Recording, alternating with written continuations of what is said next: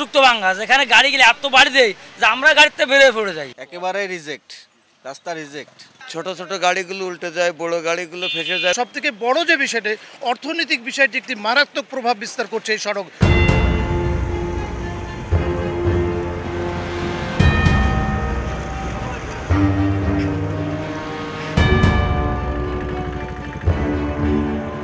মাত্র ৩ বছর আগে খুলনা সাতক্ষীরা মহাসড়কটি পুনর্নির্মাণ করা হয়, তবে প্রতি বছরই এই সড়কটির এমন বেহাল দশা হয়, প্রতি বছরই এটি মেরামতে খরচ করা হয়।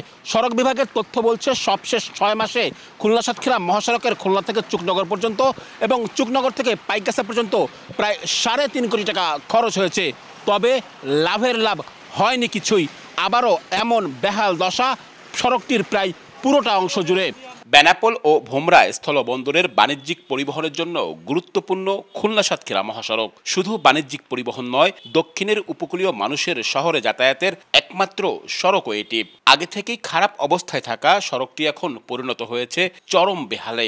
1 সপ্তাহের ব্যবধানে 2 দফায় বন্ধ হয়ে গেছে বাস চলাচল, আর তাতে দুর্ভোগের চূড়ান্তে পৌঁছেছেন কয়রা ও পাইকগাছা উপজেলার কয়েক লাখ মানুষ। খুলনার 0 পয়েন্ট থেকে শুরু করে চুকনগর পর্যন্ত 30 কিলোমিটার সড়কে অন্তত 12টি স্থানে ভাঙা আর গর্তে ভরা। আর চুকনগর থেকে পাইকগাছা পর্যন্ত আরও 35 কিলোমিটার সড়কের ফকিরবাসা মোড়, মুচির পুকুর ও গোলাবাটি সহ বিভিন্ন গুরুত্বপূর্ণ স্থানে বড় গর্তে আটকে যাচ্ছে ট্রাক, বাস সহ অন্যান্য যানবাহন। 6টি স্থানে একই রকম ভাঙা। প্রতিদিনই এ সড়কে ঘটছে দুর্ঘটনা, বিশেষ করে বড় বাস বা ট্রাক উল্টে পড়ার ঘটনা ঘটছে প্রতিনিয়ত। বিশাল খারাপ অবস্থা। আপনার ওই 18 মাইল থেকে পাইকগাছা পর্যন্ত 60 ভাড়া জায়গা আছে অতিরিক্ত ভাঙা, যেখানে গাড়ি গেলে এত বাড়ি দেয় যে আমরা গাড়িতে বেরিয়ে পড়ে যাই, আর গাড়ি পরিণত খারাপ হয়ে যায়। এবং তারপরে জাম, আঠা দ্বারা বাইরে দুর্বিষহ অবস্থার মধ্যে রোডটা একেবারে রিজেক্ট, রাস্তা রিজেক্ট।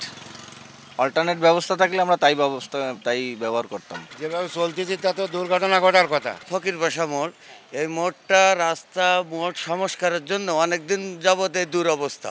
এখানে একটু বৃষ্টি হলে চরম কাদা এবং গর্ত হয়, ছোট ছোট গাড়িগুলো উল্টে যায়, বড় গাড়িগুলো ফেসে যায়, উঠতে পারে না।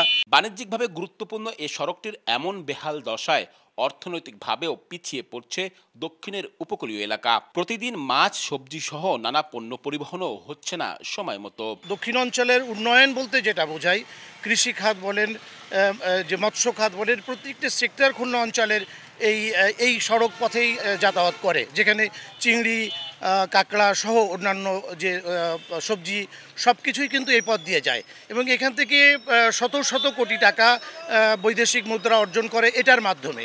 কিন্তু আপনারা জানেন যে সড়কের এত বেহাল দশা, এত নাজুক অবস্থার কারণে এটা নির্দিষ্ট সময়ের মধ্যে এই কাঁচামাল এবং পণ্য পরিবহন করা যত সময় সম্ভব হয় না। ফলে দেখা যায় যে বাজার নির্দিষ্ট সময় বাজার ধরতে না পাওয়ার ফলে অর্থনৈতিকভাবে বিপুল পরিমাণ ক্ষতি সাধন হচ্ছে এই অঞ্চলের সড়ক ব্যবস্থা খারাপ। তার কারণে জনদুর্ভোগ তো আছেই, জনদুর্ভোগ থেকে সবথেকে বড় যে বিষয়টি, অর্থনৈতিক বিষয়টি একটি মারাত্মক প্রভাব বিস্তার করছে এই সড়ক। সুতরাং যত দ্রুত সম্ভব এই সড়কটি উন্নয়নের আওতায় এনে এটি বাস্তবায়নের দাবি রাখছি আমরা। সড়কের এমন বেহাল দশার জন্য অতিরিক্ত বৃষ্টিকে দায়ী করে দ্রুত সমাধানের আশ্বাস সড়ক বিভাগের। এবারের যে বৃষ্টিটা আসলে এটা একটা অ্যাবনর্মাল রেঞ্জ ছিল, যেটার জন্য আমরা কেউই প্রস্তুত ছিলাম না, কারণ বিগত অনেকগুলি বছরে জুলাই মাসে এরকম বৃষ্টি আমরা দেখিনি।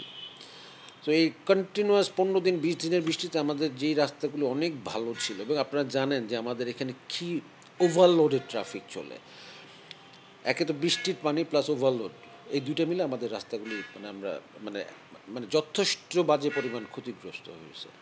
আর এই ট্রাফিকটা যদি আমরা কম করতে পারতাম, লোডটা কম করতে পারতাম, তাহলে হয়তো বা আমরা অনেক দিক দিয়ে এই ক্ষতিগ্রস্ত কমায় আনতে পারতাম, বাট এই মুহূর্তে তো সেটা হচ্ছে না। সো এখন আমাদের যেটা বললাম, আমাদের ওই দুইটা রোডেই আমাদের বেসিক্যালি মেইনলি আমাদের যদি আমরা কংক্রিটের রাস্তা করে দিতে পারি তাহলে আমাদের সমস্যাটা অনেকখানি সমাধান হয়ে যায়। খুলনা জেলা বাস মিনিবাস মালিক সমিতির তথ্য মতে খুলনা পাইকগাছা রুটে প্রতিদিন চলে প্রায় 120টি আন্তজেলা বাস ও 70টি দূরপাল্লার গাড়ি।